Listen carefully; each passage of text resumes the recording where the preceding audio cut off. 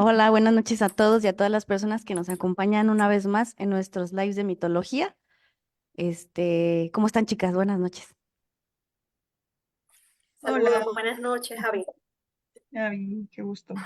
Bueno, realmente contentas de seguir en nuestro mes de mitología de México.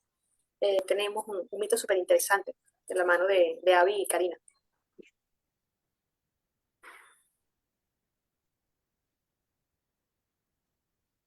Muchísimas Bueno, gracias por la presentación, Sole. Eh, ¿Alguna otra cosa que quieras agregar? bueno, Avi y Karina hoy nos traen el mito de Huitzilopochtli. Eh, Bueno, Karina, como la conocemos, tiene un trabajo bastante avanzado en el área de mitología, sobre todo en la figura de Sofía, que es especialista, y Avi tiene un trabajo en el área de psicoanálisis, sobre todo en el área del estudio de sueños. Ellas nos van a contar hoy uno de los mitos más representativos de la cultura mexicana. Bueno, estoy emocionada por escucharlo. Muchísimas gracias, Sole. Bueno, voy a comenzar. Igual, bueno, les agradezco la presencia, ¿no? A las personas que nos están viendo, que nos siguen y quizá a las que nos van a ver ya que esto quede ahí en la página. Recuerden que esto se queda grabado y pues ahí pueden seguirnos cada que quieran. ¿Me avisan si se ve la pantalla? ¿Todo bien? Sí, se ve, Cari. Sí, sí se ve. Perfecto. Bueno, pues vamos a hablar de un mito que es bastante corto, pero es de una diosa bastante importante, que es la diosa de la sal. Su nombre es Ixtocíhuatl. Yo voy a hablar un poco bueno, para hablar de esta diosa, quiero hablar también de este libro, que es de una de las estudiosas, mexicana.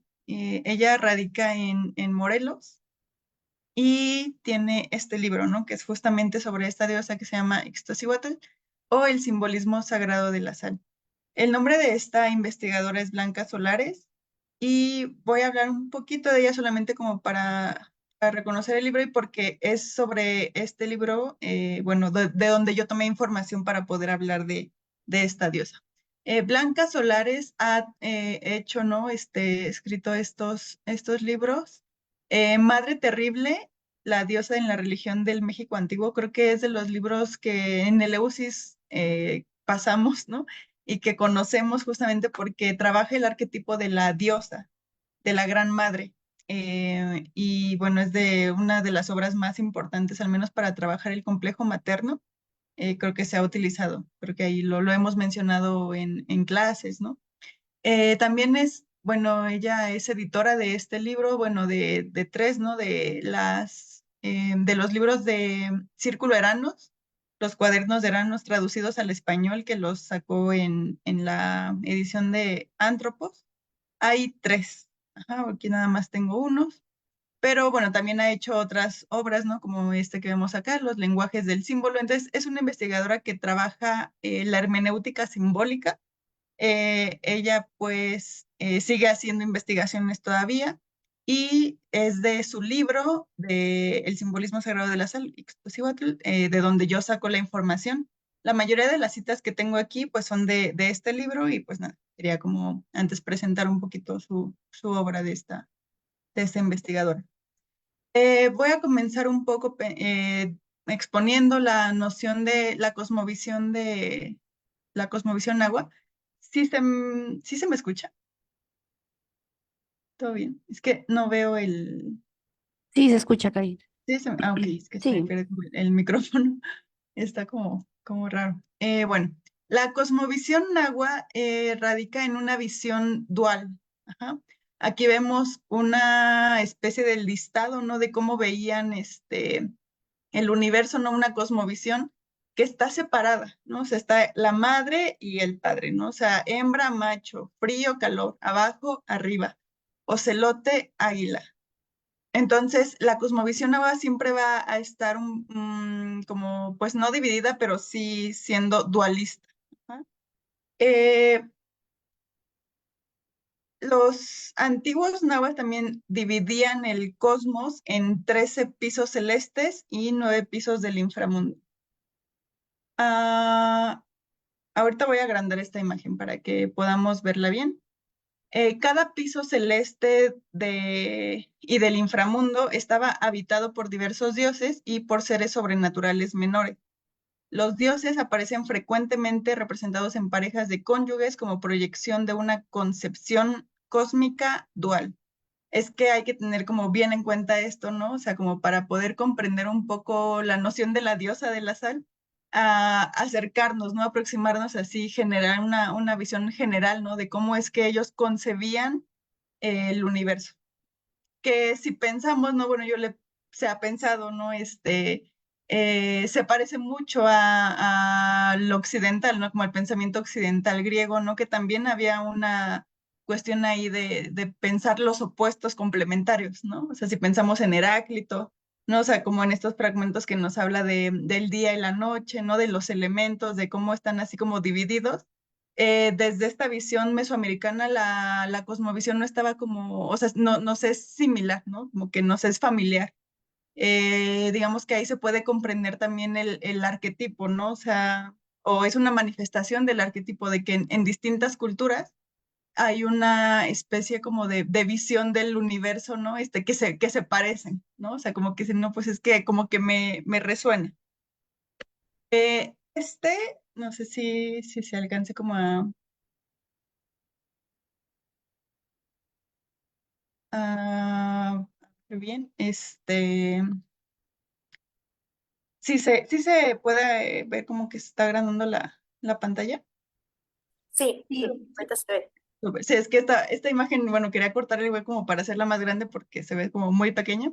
Aquí hay un breve, bueno, una especie de esquema de, eh, de estos pisos que les contaba, los que les hablé, ay, Dios, hace un momento. Ahí está. Ajá. De cómo dividían el universo. Ajá, o sea, cómo está dividido el cosmos de acuerdo con el pensamiento náhuatl, ¿no? O sea, los 13 pisos celestes y los 9 pisos del inframundo. Aquí pueden apreciarse un poquito, ¿no? Entonces, ellos van a tener esta división y aquí vamos a ver eh, qué dioses están como gobernando cada piso, ¿no?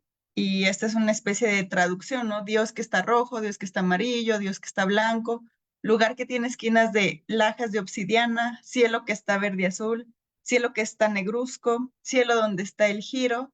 Este es el que nos compete, ¿no? A nosotros ahorita, cielo lugar de la sal, cielo del sol, cielo del Citlalicue, cielo del Tlalocán y de la luna, la tierra, y acá abajo van a estar los del inframundo.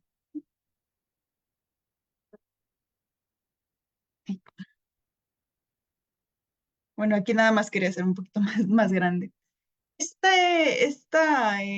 Como esquema no está dentro del libro que les mencioné ahorita, está en el libro, déjenme les doy el nombre se llama Cuerpo Humano e Ideología. Al final también tengo la bibliografía por si quieren buscar el libro, ¿no? De dónde lo estoy sacando, de López Austin, Alfredo López Austin.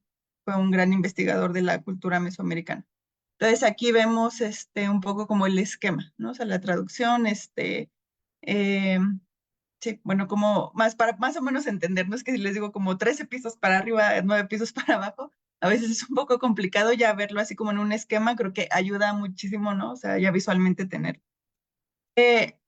Huixtocíhuatl, bueno, nos dice que el códice nos muestra los 4 cielos inferiores ocupados en el siguiente orden. El más bajo por la luna, o sea, la luna, no lo lunar, que no es pues cosa menor, ¿no? O sea, es el mundo de la luna, ¿no? Como lo lunar. Y el Tlalocán, es decir, el paraíso de los seres pluviales, que tiene que ver con la lluvia. Más al rato, cuando Abby nos cuente el mito, vamos a ver ahí como de quién está hermandada ella, ¿no? El segundo piso por las estrellas, entonces estaba la luna, las estrellas, el tercero por el sol y el cuarto por Huixtocíhuatl, la diosa de las aguas salubres, que se levantaban como pared circundante hasta tocar los cielos. En este libro de Huixtocíhuatl, el que les menciono, Blanca nos dice que pues es importante, o sea, esta diosa, la diosa de la sal, ¿no? O sea, ¿quién pensaría que o sea, la sal tendría algún lugar, ¿no? Es que la sal no es cosa menor, o sea, hay que hacer una investigación en torno a la concepción de la sal y por qué hay una diosa de la sal que tiene un lugar bastante importante, o sea, importante tal como la luna, como el sol, como las estrellas. Porque en esa cosmogonía, ¿no? La sal tenía tanta importancia, así como lo lunar y lo solar, ¿no? Y lo que va más allá de nosotros, ¿no? O sea, es el mundo como eh, extramundano, ¿no? O sea, que no está aquí dentro como de lo mortal, ¿no? Algo tiene la sal, ¿no? Hay algo en la sal que hay, pues, que investigar, ¿no? Hay que comprender.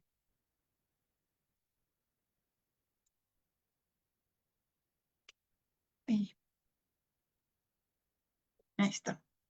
Este es una especie de mapa, ¿no? Del México antiguo, en donde vemos que había mucha agua, ¿no? O sea, un lago, ¿no? Está casi todo, pues, el lago de Zumpango, el lago de Xaltocán, el lago de Texcoco, y nos dicen, ¿no? Las aguas saladas, porque estas eran aguas saladas. Aquí vemos como es lo que tiene mayor territorio, ¿no? Lo que está acaparando más es el agua salada. El agua dulce está como más por debajo. Entonces dice, las aguas saladas se mezclaban con las dulces y se dañaban los cultivos.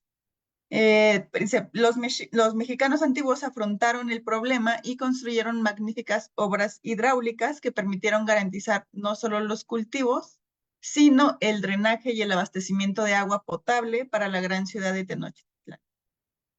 Al mismo tiempo, en su imaginación poética surgió el mito de la diosa de la sal. O sea, el agua, bueno, la sal es importante porque están rodeados de agua. Entonces, bueno, y agua salada, aparte, ¿no? Entonces tampoco es o sea, cosa menor, no es como que, bueno, depende mucho del territorio, ¿no? En donde está. Entonces, si vemos que donde habitaban estaba lleno de agua, ¿no? Pues es un poco ya más como, sugerente pensar que había algo ahí con la sal, ¿no? Ya empieza la sal, así la sal tal cual como la conocen, empieza como a tomar relevancia. Em, Nos dice Blanca en ese libro, ¿no? Que fuera del contexto mesoamericano, en la historia espiritual de la cultura, los orígenes de la diosa de la sal se remontan a los tiempos más antiguos. Es decir, fuera de Mesoamérica también hay diosas de la sal que tienen que ver con, bueno, que van vinculadas con el agua, con la sabiduría. Una de ellas es esta, aquí tengo la imagen, es que de la diosa Damuna no encontré, pero ella es la diosa Namu, la primera, que es una diosa que está vinculada con el agua, con el mar. Y la diosa Damuna, ella es la madre de Marduk y ella también habita en lo profundo. Y su esposo también está como es el dios como de las aguas, ¿no? Y son como los más sabios. Entonces, ahí ya vamos a ver como tres conceptos que están vinculados: la sal, la sabiduría, bueno, y el agua. Nos va a decir también que en el pensamiento religioso de México antiguo, entre los huicholes, es un pueblo como étnico, ¿no? De aquí de México. El mar es la morada de las grandes diosas. Las madres del agua que originan la lluvia se asocian con la serpiente, el maíz, la fertilidad y están poco diferenciadas entre sí. Si vieron la conferencia pasada cuando hablamos del acuatlicue, ¿no? La serpiente, ¿no? El maíz, la fertilidad, pues son cosas grandes, ¿no? O sea, sí representan, ¿no? Es una representación muy, muy fuerte, al menos así como en Mesoamérica. Entonces, igual no es cosa menor como la diosa de la sal, ahí está como tratando de darle como el lugar a la diosa de la sal. Los huicholes utilizan el nombre de Teteinarama para referirse a la diosa madre que mora en el gran mar. Entre los Odam, no sé bien cómo se pronuncia es una igual tribu, pero esta es más americana.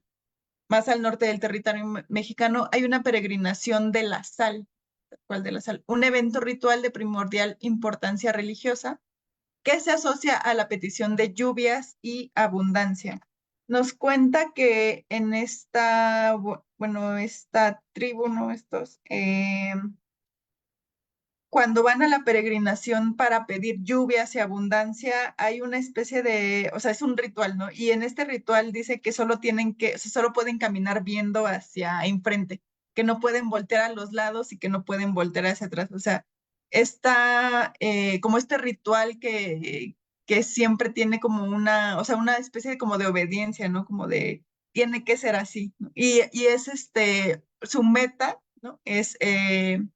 O bueno, lo hacen con la intención de ir a pedir lluvia, que va y se le llama la peregrinación de la sal, ¿no? Ahí también vemos cómo están vinculadas estos dos conceptos y cómo es que podemos encontrar como semejanzas, ¿no? Entre distintos territorios que pues están muy alejados, pero, o no tanto, ¿no? Porque estamos hablando aquí sobre todo de América, pero que hay algo así como en común, hay algo con la sal, ¿no? Que llama. En este libro lo que vamos a encontrar, que lo voy a pasar solamente así, bueno, voy a decirlo, ¿no? No voy a explicarlo, es los usos e importancia de la sal en la vida de los antiguos. Es el segundo capítulo y aquí nos va a hablar de esto, ¿no? O sea, la sal en la vida de los mexicanos antiguos, la sal en la alimentación, tipos de sal y técnicas para su obtención, la sal en la fabricación de la pólvora, ahí se me fue una letra, la sal en la producción de plata, la sal como objeto de comercio, intercambio y tributo, entre otros. Estos son algunos como de los apartados que vemos de que toman también relevancia de la sal dentro pues de la cultura, ¿no? De la vida diaria. Y pues bueno, también ella comienza, ¿no? Diciendo, y bueno, fue algo que yo estuve pensando, pero es que sí está esta carga luminosa con la sal, ¿no? Porque creemos que es de mala suerte que se te caiga la sal. Y esta frase, ¿no? De no me eches la sal o ya me salaste o no me eches la sal, ¿no? O sea, como que sí la utilizamos diariamente, pero a veces no sabemos por qué.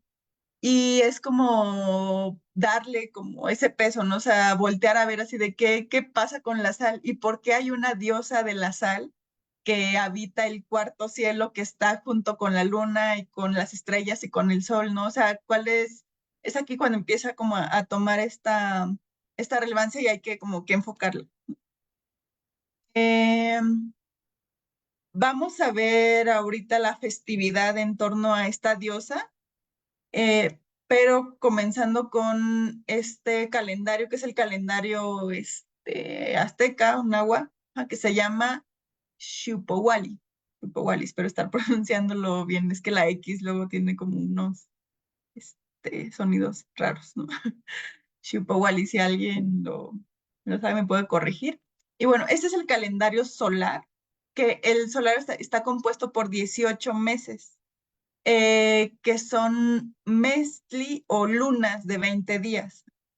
Los meses, ¿no? Los 18 meses están conformados por 20 días, que son los ciclos lunares, o bien pues 18 veintenas. A la veintena se le conoce como sempoal.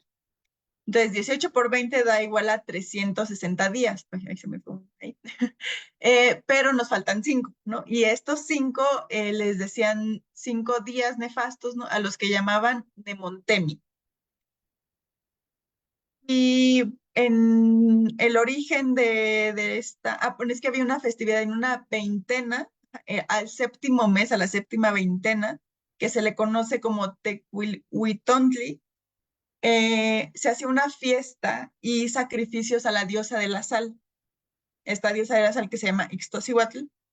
Decían que era hermana de los dioses de la pluvia, o sea, de la lluvia, y por cierta desgracia que hubo entre ellos y ella, la persiguieron y desterraron a las aguas saladas y allí inventó la sal, de la manera que ahora se hace, con tinajas y con amontonar la tierra salada. Y por esta invención la honraban y la adoraban los que trataban en sal. Eh, este pequeño párrafo, ¿no? O sea, con lo que tenemos en torno al mito, está o sea, lo encontramos en libro de los conquistadores, de Fray Bernardino, ahorita les digo el nombre, no lo anoté aquí. Pero bueno, entonces estamos viendo que lo que conocemos del origen de la sal, lo que tenemos de Huixtócihuatl, no es así como de viva voz de algún libro que hayamos encontrado, o que se haya encontrado así tal cual de los nahuas, ¿no? O sea, directamente, sino que ya es como, pues de los colonizadores, ¿no? Que obviamente eso siempre va a tener ahí como unas cosas extrañas. O sea, la interpretación va a ser distinta a la forma en cómo se escribe. Es un poco también de lo que nos va a hablar esta Blanca en este libro. Bueno, hasta el año 1519, en esta, dicen, pequeña fiesta, ¿no? De los señores se sacrificaba a una mujer esclava que representaba a la mujer de los Huixtotin, que era la sal. La fiesta guardaba un esquema similar al de las celebraciones de otras veintenas, es decir, cada veintena había una especie de fiesta de los señores que se le llamaba así, y sí había distintos sacrificios, ¿no? Pero bueno, ahora estamos como pensando en esta. Y esta no era una fiesta nada más como, bueno, sino que era una fiesta ritual. Entonces tenía que tener bueno, había que guardar algo, ¿no? O sea, un ritual no vas nada más como, pues como a una fiesta, ¿no? Sino que tienes que hacer previos rituales, ¿no? Ciertas cosas. Acá estaba precedida de ayunos, de maceraciones, de abstinencia sexual y se culminaba esta fiesta generalmente con la inmolación de víctimas humanas. En el caso específico de esta fiesta, la víctima era provista por todas las personas que se ocupaban del proceso de la sal o de su comercio. Eh, Durante las celebraciones, como parte del ritual, las mujeres y las hijas de los salineros bailaban alrededor de la víctima desde el crepúsculo hasta el amanecer. Era una celebración grande, ¿no? Y bueno, antes de su muerte, es probable que la víctima recibiera trato semejante al de una deidad y que no tuviera reposo. No era como que iban a sacrificar a alguien así como, a ver, o sea, que eligieran al azar, sino que esa persona también había o sea, tenía una preparación y dentro del ritual había una especie de semejanza con la diosa, porque ella estaba representando a la diosa. Entonces, pues el ritual era, bueno, pues muy explícito, muy, muy vivido. Aquí les dejo la bibliografía, el que les digo de Alfredo López Austin, que se llama Cuerpo Humano e Ideología, las concepciones de los antiguos nahuas, lo editó la UNAM, y este de Blanca Solares, ¿no? Que es ahí donde vamos a encontrar como más información. Vamos a pasar ahorita con ahí para ver el mito un poco más a profundidad o más detallado, un poco más de la festividad, y ahorita seguimos compartiendo ideas en torno a eso. Bien interesante, Cari, porque a mí lo que me llamaba mucho la atención del ritual del sacrificio es que precisamente se coloca a la deidad de la sal en el mismo sitio de importancia, ¿no? Como decías ahorita, al lado del dios de la diosa de la luna, al lado de otras diosas que provienen de la madre tierra, ¿no? Y hay una parte, bueno, ahorita esta parte que compartiste del mito, voy a compartir yo otras dos versiones que son como muy interesantes, pero quiero compartir las dos porque otro de los mitos, bueno, otra de las versiones del mito, tiene ciertos detalles que como que te vuelven a recordar esa parte mística de la sal. Entonces, bueno, para continuar, voy a compartir pantalla yo también. Ahí nada más voy a compartir una imagencita y lo demás lo voy a estar narrando. Pero bastante interesante. Fíjate que, bueno, dentro de las cosas que hemos estado compartiendo y así, yo no me había percatado de la importancia de la diosa de la sal. O sea, para mí, porque encontré un poco de las referencias de este libro que se me hizo súper interesante y dije, Ay, claro, o sea, incluso se apoya de la autora como de otras, este, investigaciones también, fue un poco de lo ujú, que estuve viendo. sí. Bueno, ahí, aquí está. ¿Sí me escucho? Sí, Ok, bueno, voy fuerte y a claro. compartir esta imagencita nada más. Ay, ¿qué pasó? Ah, ya. Ok. Bueno, para continuar con lo que nos está platicando Cari sobre Huixtocíhuatl, yo voy a compartir dos versiones del mito, como les comentaba hace un momento. Este, y bueno, en el primer mito, que es muy similar al que contó Cari, pues cuenta la leyenda que Huixtacíhuatl, originaria de Huixtotlán, hija de Tlaloc y hermana mayor de los tlatoques, dioses de la lluvia, casada con Tezcatlipoca, y ahí van un chorro de datos de Huixtocíhuatl, el espejo humeante, señor del cielo y de la tierra, era venerada por los grandes señores y reyes como una diosa menor del agua que ayudaba a la gente común para que pudiesen vivir y multiplicar. Aquí van dos datos interesantes. Y que por causa de una pelea con sus hermanos la persiguieron y desterraron para que viviera en las costas donde había aguas salinas. En esta versión del mito no se explica muy bien a qué se debió ese destierro de la diosa. Y además, aquí agrega que la diosa llegó y pues fue desterrada al mar, al área salina del mar, es decir, ahí estaba la sal en el mar. Pero en esta segunda versión del mito que les voy a leer ahorita, vamos a encontrar un detalle como bien interesante y muy diferente, ¿no? Que dice, bueno, esta otra versión dice que eran tres hermanos, una mujer y dos hombres muy humildes. Y esta versión del mito se me hace muy interesante porque aparte siento que se narra como muy humanizado. Pero bueno, se iban ellos a sembrar al campo, los hermanos, los varones. Al llegar a la casa, los hermanos, la hermana les recibía con grandes banquetes de manera inexplicable por su situación de humildad. Es decir, los hermanos se preguntaban, pues, ¿cómo es posible que nos recibas con este banquete si nosotros no tenemos recursos, ¿no? Extrañados se pusieron a espiar a la hermana y resulta que al final de que terminaba de bañarse, bueno, ahí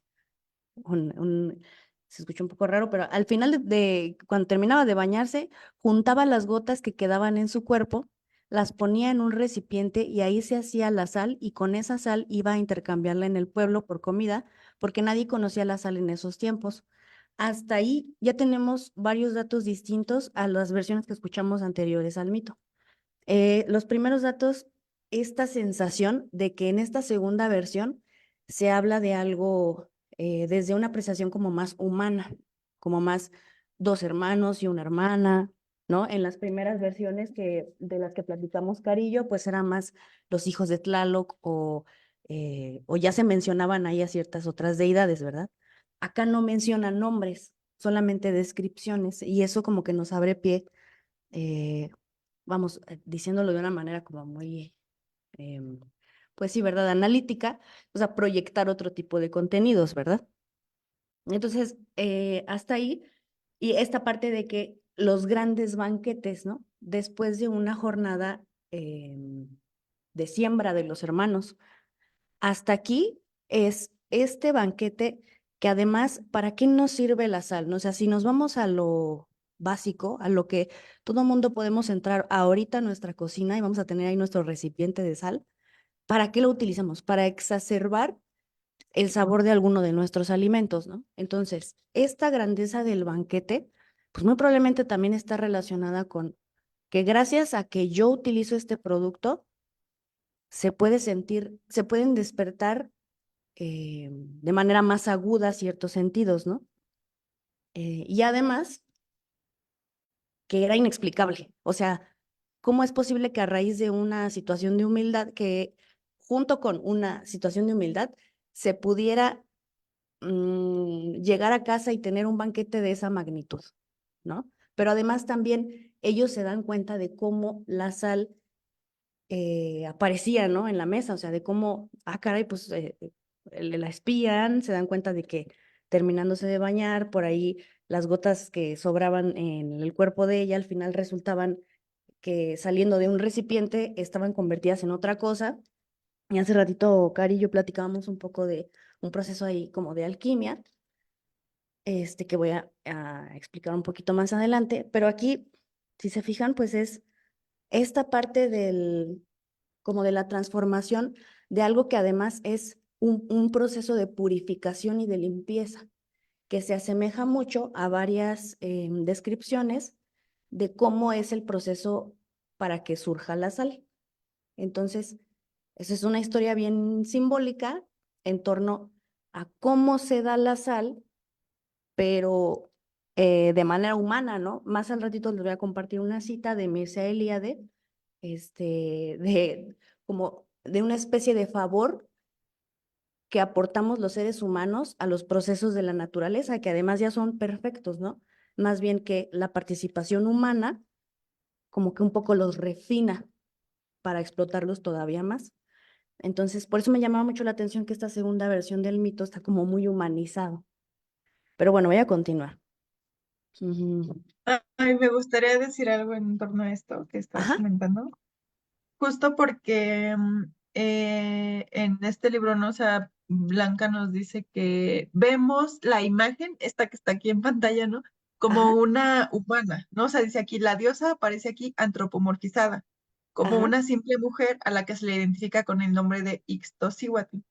Pero, Ujú. o sea, no obstante, aunque pueda pasar por una representación de una mujer común, o sea, ordinaria, sus adornos la vinculan con un ser sobrenatural. O sea, son los adornos los que nos dicen que no es, pues, una mujer ordinaria mortal, ¿no? Sino que, pues sí tiene, o sea, el hecho de que esté junto, ¿no? Como con la luna, las estrellas, el sol, y nos dice que estos son, lo que vemos no son el huipil o faldellín con las líneas onduladas que aluden claramente al agua y que están rematadas con motivos serpentinos vinculados a los poderes tónicos de la regeneración. O sea, es aquí en su vestimenta donde podemos ver que no es una mujer común y corriente, que es una diosa. Sí, claro. Eh, Bueno, sí, dime, dime. sí, y bueno, solo eso, ¿no? O sea, porque empieza a ser como una descripción así de toda su vestimenta, que es la que nos dice que va más allá de lo humano. Sí, claro, justamente como para allá iba un poquito, porque Ajá, aquí a lo que me refería más bien con el hecho de que me llamó la atención de que fuera un mito, una versión del mito un poquito más humanizada, es que a nivel psicológico, pues es muy distinto, por decir, proyectarle, ¿no? ujú, Contenidos a una imagen que es una deidad, versus una imagen que luce claro, como si fuera humana, ¿no? Porque sí, sí, sí, justo en las primeras versiones que compartíamos, de- corresponden esos nombres de Tlaloc, incluso en la descripción del inicio, ¿no? Que de la primera versión que compartía, el origen, Huixtotlán, hija de Tlaloc, hermana mayor de los tlatoques, dioses de la lluvia, que también es como dándole la importancia a esa parte que comentas de que sigue siendo una deidad, ¿no? claro, Eh, claro, sí, ya te entiendo. ajá. Sí, pero claro, porque también, bueno, un poquito más adelante también voy a compartir algunas apreciaciones sobre la vestimenta, ¿no? Ah, perfecto, sí, Sí, pero sí, esto totalmente, ¿no? Es la personificación, es un intento de personificar a una imagen que es una deidad, ¿verdad? Y luego, ok, me quedé extrañado, se pusieron a espiar a la hermana y resulta que al terminar de bañarse untaba las gotas que quedaban en su cuerpo, las ponía en un recipiente y ahí se hacía la sal y con esa sal iba a intercambiarla al pueblo. Esa parte también se me hace muy interesante porque si se fijan es bien distinto, o sea, es como que el hecho de ponerlas en el recipiente es en el recipiente en donde sucede ese proceso de transformación. Había algo ahí en esa mezcla o pues sí, en ese recipiente que hacía que entrara una cosa y saliera otra, que es justo lo que comentaba Cari sobre este misticismo, ¿no? De que envuelve al mito, de que de dónde sale y porque prácticamente, bueno, como lo vimos hace ratito, sale de la combinación de algunos elementos o del refinamiento de algunas técnicas, en donde, Chicas, ajá, me gustaría comentar algo allí. Un detalle que me parece también hermoso de esa imagen, el tema de lo masculino y femenino. Fíjense que son dos hermanos varones, ¿verdad? Y ella saca la sal de su cuerpo. Entonces está también como el misterio de lo femenino, aquello a lo que no se, aquello a lo que el hombre no puede acceder. Ellos no pueden ni pueden crear sal ni entienden de dónde viene porque es un misterio femenino. Entonces este tema de que descubren que el cuerpo la crea, ¿no? Me parece que también es un elemento interesante, ¿no? En las culturas, normalmente la mujer tiene funciones de creación por sí misma, como lo vimos, por ejemplo, en Kuma, en algunas diosas que hemos visto durante las distintas webinars.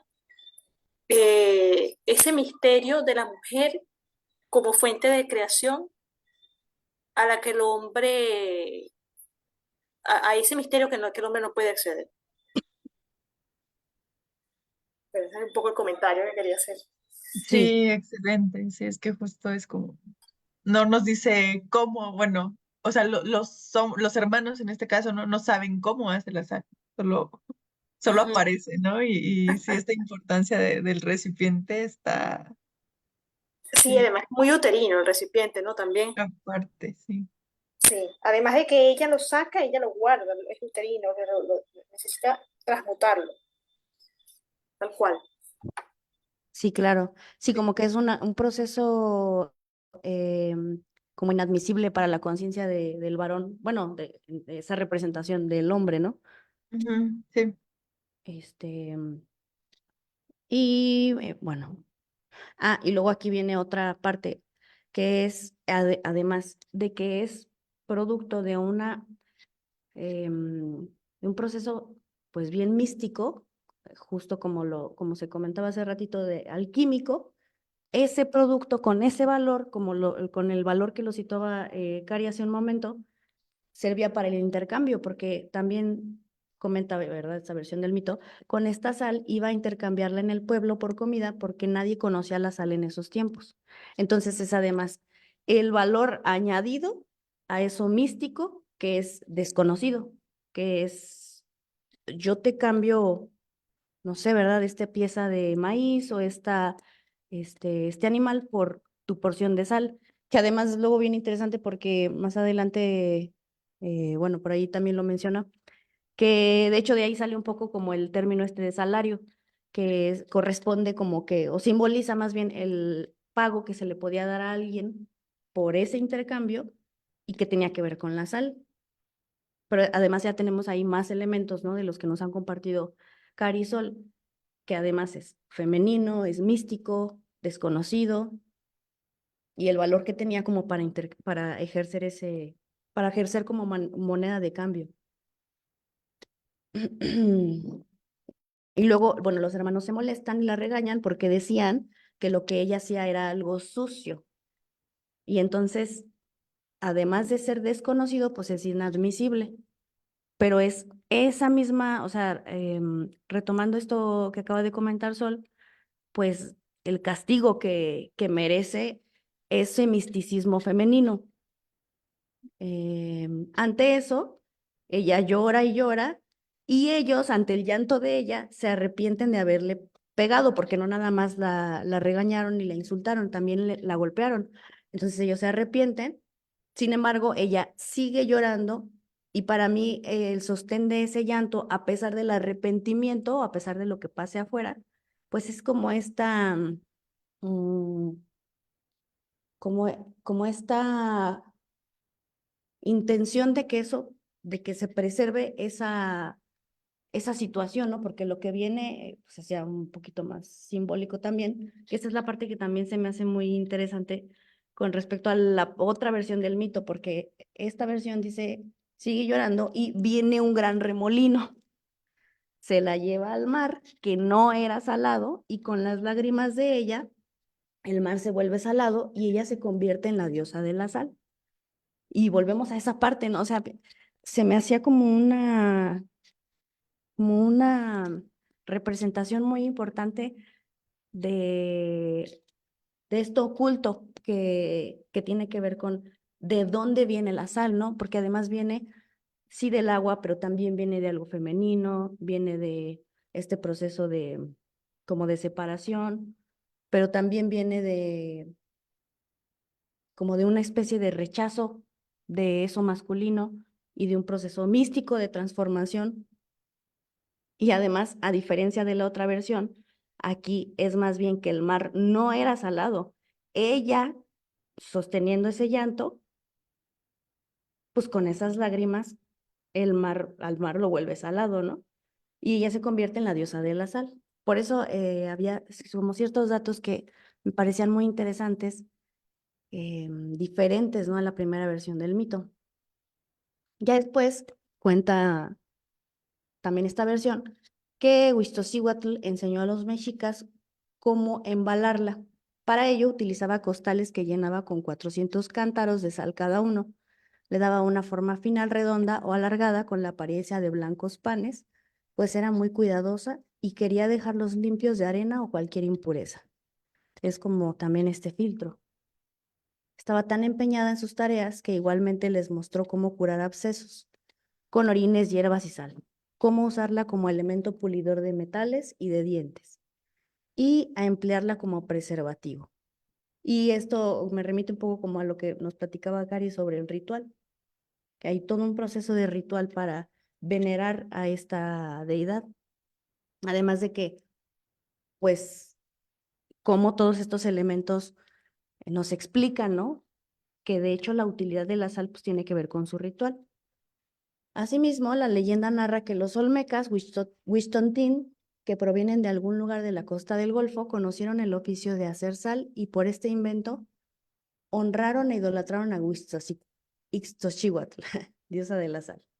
Y luego, bueno, aquí algunos datos sobre el festejo que ya nos había platicado Cari, que se celebraba en el 7º mes del calendario mexica llamado Tecuilhuitontli, pequeña fiesta de los señores, con una duración de 10 días del 2 al 21 de junio. También como datos, aparte, todas las mujeres ancianas y jóvenes pasaban la noche cantando y bailando alrededor de los que serían sacrificados, principalmente esta doncella que compartía Cari, que era la elegida, ¿no? Para representar a la diosa. Y bueno, se dice que la diosa de la sal, bueno, esta parte ya la hablamos. Y bueno, aquí viene la parte que comentaba Cari de la vestimenta. El vello ajuar constaba de una mitra de papel con plumas de quetzal, un huipil decorado con olas de agua, con calchihuites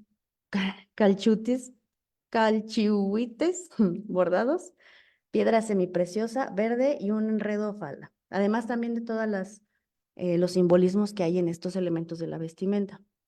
Su cara pintada de color amarillo, con orejeras de oro puro y sandalias, con pequeñas campanas de plata. Con sus manos sostenía un escudo decorado con una flor acuática elaborada con hojas de la hierba llamada atlacuezona, del cual colgaban plumas de papagayo rematadas en flecos recamados con flores hechas de plumas de águila. Esa fue la imagencita que como que se me hizo más concreta, ¿verdad? Sobre esto.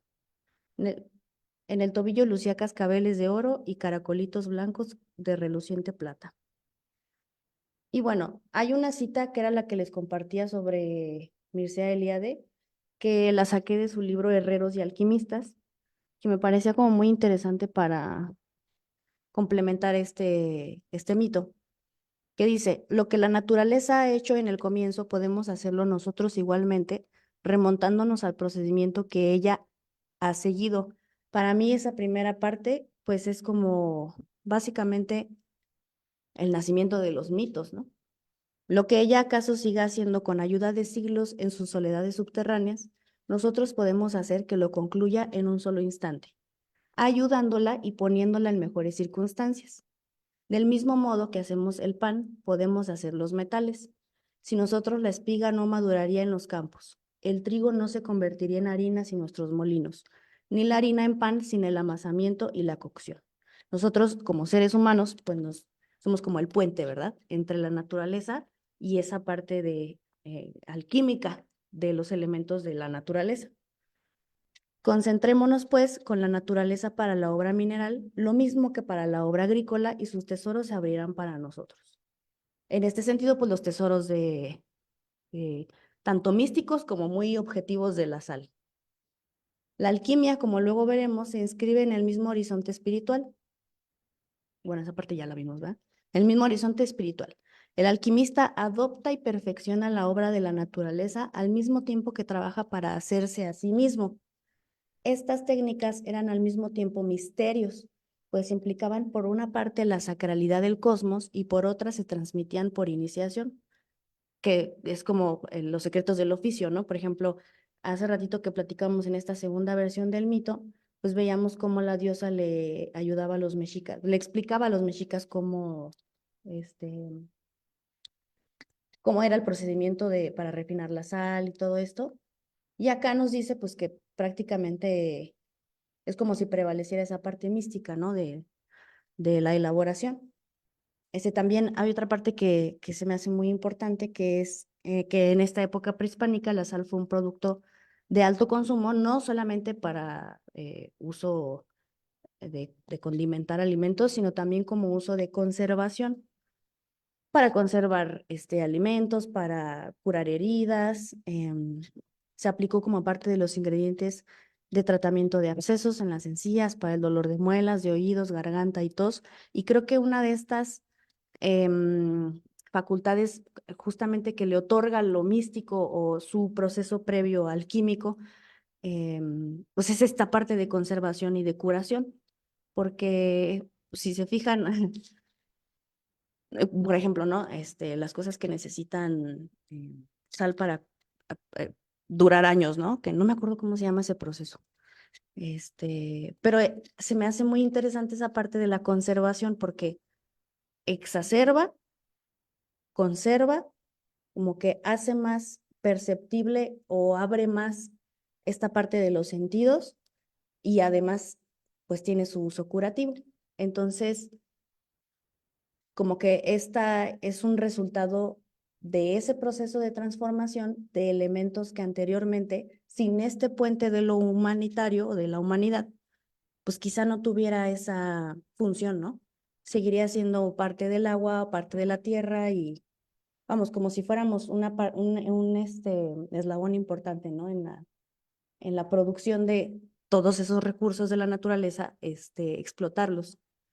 Em, bueno, ay, a ver, voy a dejar de compartir pantalla.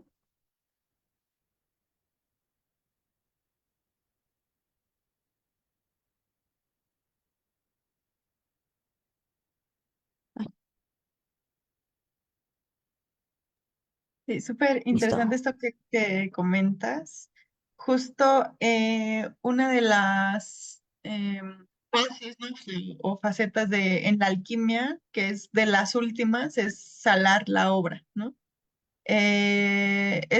Bueno, es bastante interesante porque justo la sal se vincula con la sabiduría, ¿no? O sea, habíamos visto como que está en algunos,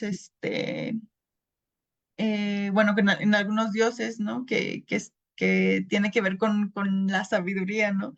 Y de ahí podemos vincular ya estos conceptos, ¿no? O sea, que podemos, no sé, como pensar en la sal y pensar en la sabiduría. Y la alquimia los retoma para pensar en la cuestión de la obra, ¿no? O sea, la obra en la alquimia, digo, es muy complicado, ¿no? Pero así como bote pronto y así como, tratando de explicarlo, es cuando pasas alguna faceta, ¿no? O sea, alguna cosa, tienes que superar algún problema, ¿no? En tu vida, entonces tienes que salar la obra es como impregnar, ¿no? O sea, como hacer una estatua así de eso que pasó, ¿no? O sea, como darle forma para que no se te deshaga la obra, ¿no? O sea, para que no todo eso que está ahí como dentro, ¿no? Pues no se eche a perder, ¿no? O sea, así muy literal. Salar la obra es que se conserve en la memoria para que ya no vuelvas a repetirlo. es de lo más difícil porque si pensamos en salar algo, pues es que queme, ¿no? O sea, es que se endurezca la piel, ¿no? O sea, cuando tienes alguna herida, ¿no? Y dicen como limón y sal a la herida, no es para que cicatrice. Entonces, como cicatrizar ese, digamos, problema, ¿no? Eso que tienes que afrontar, salarlo es darle, pues sí, como decir esto ya se va a conservar aquí, ¿no? Y va a quedar como, pues atrás, ¿no? Entonces, por eso la sal es de las últimas fases en la alquimia, porque justo sala el mercurio, ¿no? Que el mercurio es así como, la libido, así en todo su esplendor, ¿no? Se me hace bastante interesante que haya justo dentro de esta mitología mesoamericana que tenga un lugar, ¿no? Así que no está del todo visible dentro de otras cosmogonías o dentro de otras visiones, ¿no? Del mundo. Se encuentra, o sea, yo veía la sal, ¿no? Por ejemplo, en Heráclito, ¿no? Que, o sea, habla así de las almas más viejas son como la sal, ¿no? Y dice, ¿qué tiene que ver lo viejo con lo salado, ¿no? Viéndolo así como, pues es que claro, o sea, pensemos en las personas que ya son, o sea, en los viejos, ¿no? En esta figura incluso arquetípica del Cenex, ya tiene una sabiduría porque ya ha experimentado, porque ha vivido. Entonces, a veces la forma en la cual te lo dice es muy agria, ¿no? O sea, como muy, áspera, o sea, se siente, ¿no? Como que te la dice así muy, pues sí, como, pues, es que, digo, salada es la palabra, ¿no? Pero como, pues sí, muy porque, o sea, porque ya lo sabe, ¿no? Porque ya tiene la experiencia, entonces no hay otra forma de decirlo. Y eso va vinculado con la sal. O sea, a mí siempre se me hizo así como muy difícil de entender, de poder comprender así de qué tiene que ver la sal con la experiencia, con la sabiduría, ¿no? Más porque trabajaba la noción de Sofía. Pero justo acá como que me encontré con esta diosa, ¿no? Que tiene un lugar y es femenina, y nos habla también, bueno, al menos en este libro, no sé, de la doble, como significación de la sal, ¿no? O sea, que sí puede ser como sabiduría y experiencia y ya tenemos como algo, pero también se vincula con la suciedad, con la excreción, con eso que no queremos ver. Nos va a hablar esta Blanca de otros mitos en donde hay también mujeres que están haciendo comida sobre todo, ¿no? O sea, sazonando la comida con sal, ¿no? Pero que nace de sus axilas, ¿no? Que nace de la nariz, o sea, como mocos, ¿no?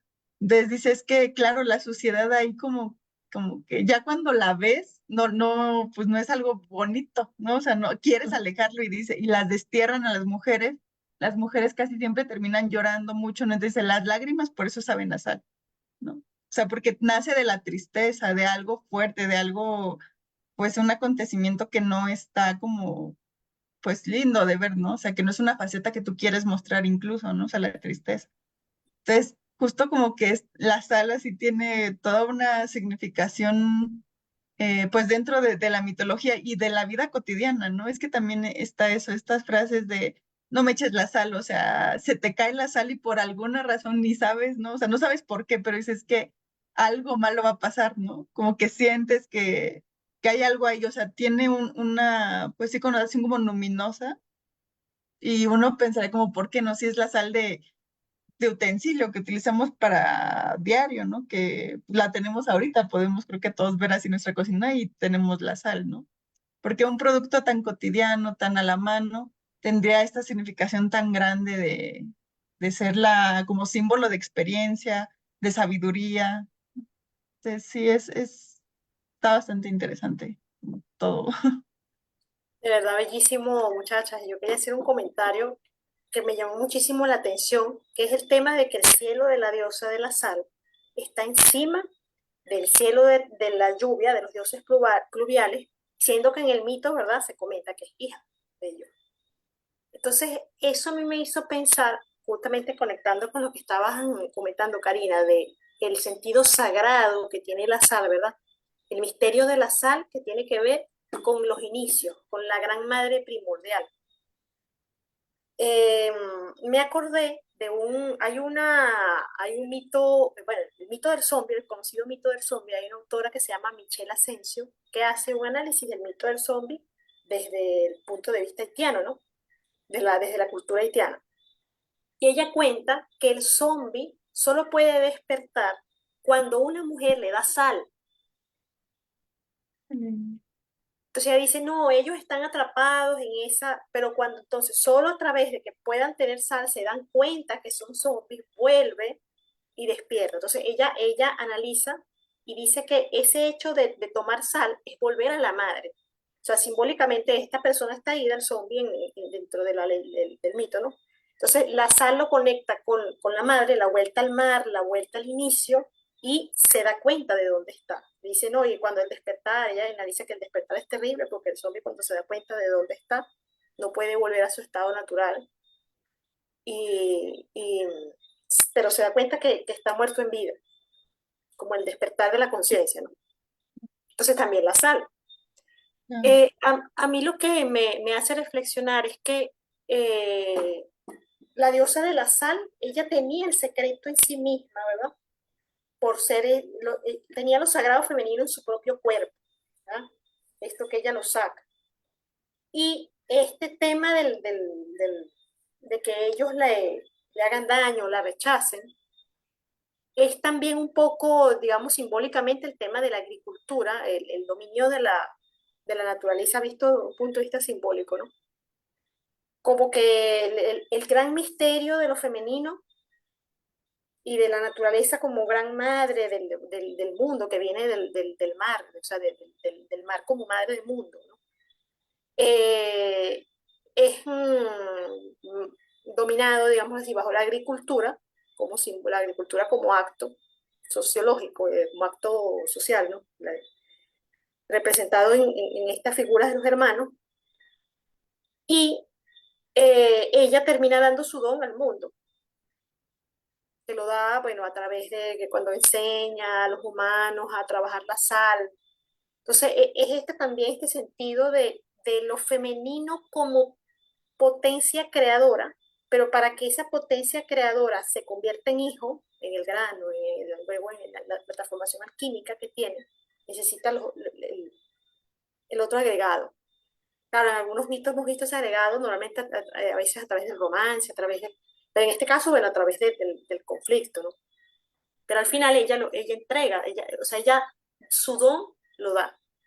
Y bueno, eso estaba reflexionando sobre eso, pues, y me sorprendió al ver lo de los cielos, que tal cual, que la gran madre, la sal aparece en la hija de los dioses pluviales, pero aún así ella contiene la semilla en su cuerpo de la gran madre, por eso está encima. Mm.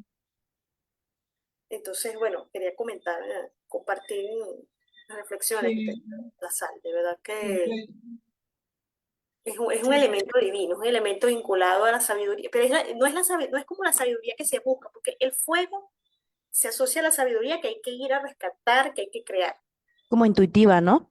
intuitiva. exacto. En cambio, Interna. la Ajá. sal es la sabiduría ancestral, como en este caso de la imagen del zombie, o sea, el zombie no sabe dónde está y cuando conecta con la sal, o sea, vuelvo a la madre, despierta. Es como, es lo que la madre lo da en el interior, adentro, y nace sin que te des cuenta. En cambio, el fuego hay que ir a buscarlo a través de la intuición, hay que Es crear activo. el fuego. Son dos sabidurías distintas, pues. Claro.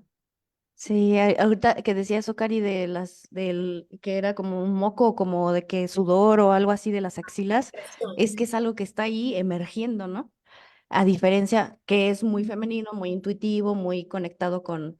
Ahí es que a mí me remite mucho como a esta imagen del sí mismo, ¿verdad? Que es Ujú. algo que está ahí en el hogar interno Se sale. y va La surgiendo. expresión nadie la Totalmente. controla. Sí, Tú Exactamente. controlas, tú estás enfermo y te sale el moco. La saliva es una excreción. Ajá. La gente rechaza, pero eso sale del cuerpo, no lo puedes controlar. El llanto. Sí, exactamente La lo que llanto, estaban diciendo, expresión. ajá. Ujú. Sí. Sí, muy hermoso.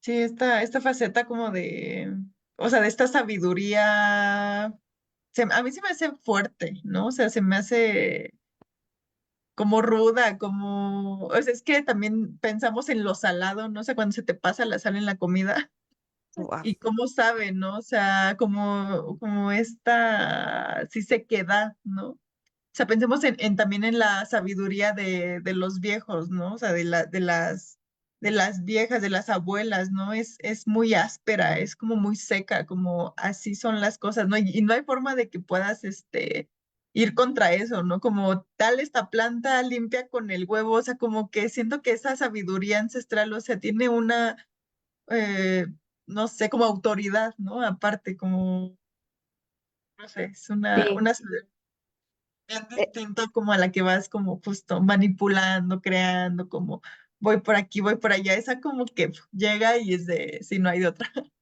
Eso está bien chido porque a mí me recordaba mucho a los, por ejemplo, cuando vas a alguna ceremonia, ¿no? De alguna planta o algo así, con una persona que toda su vida vivió en el contexto, por ejemplo, a lo mejor del peyote o de la selva y la ayahuasca y todo esto, son gente Ujú, que te dice las cosas en dos palabras y ya, exacto. te quedó claro para siempre, ¿no?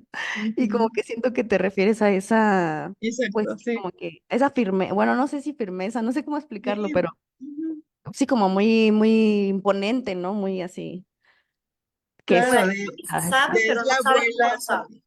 ajá, Lo sabes y es así, pero no sabes cómo lo sabes. ajá, Cielo superior, incluso el símbolo del cielo superior viene de algo que no está que muy no arriba. conocemos.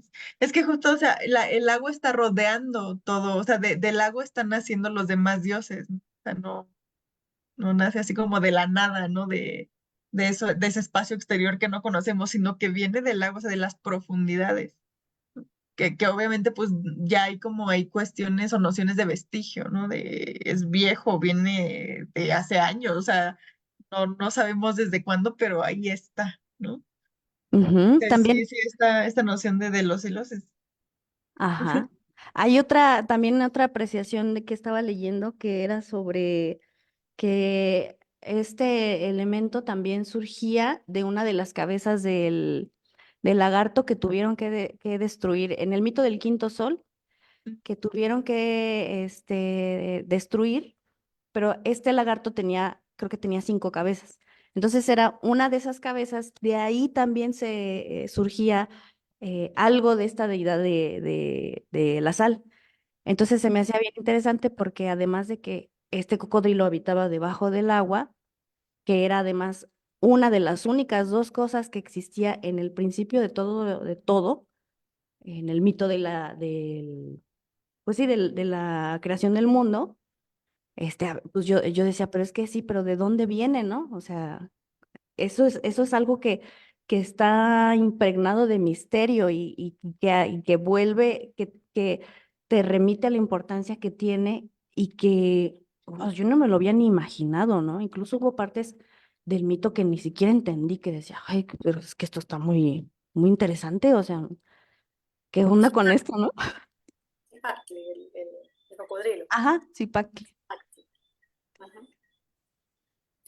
Ahí hay un elemento importante. Si Pactli viene del fondo del mar, Ajá. del fondo del agua, sí.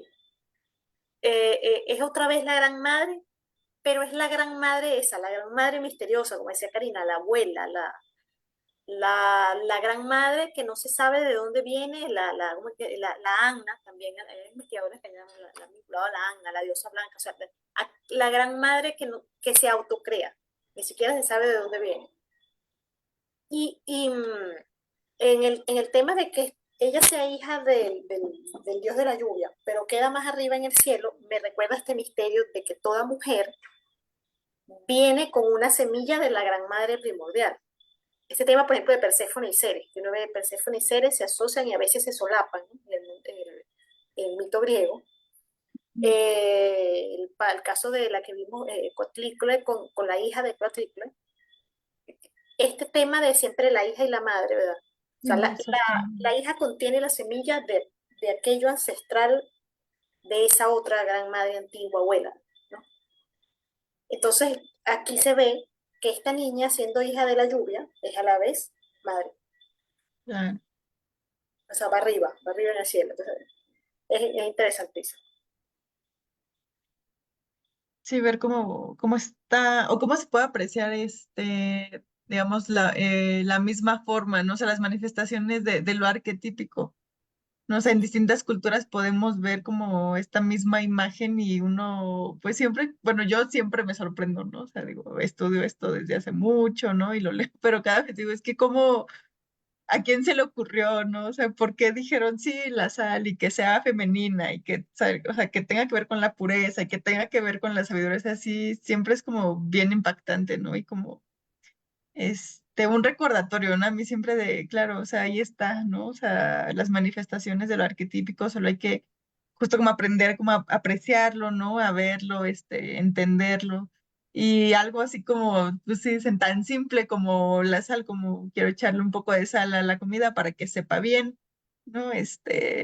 Tuviera tanta carga, ¿no? O sea, ahora ya no ves la sal de la misma forma.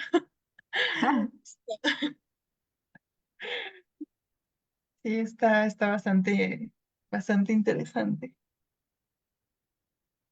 Ok, chicas, pues estoy viendo si hay comentarios en el Facebook y a mí no me aparecen.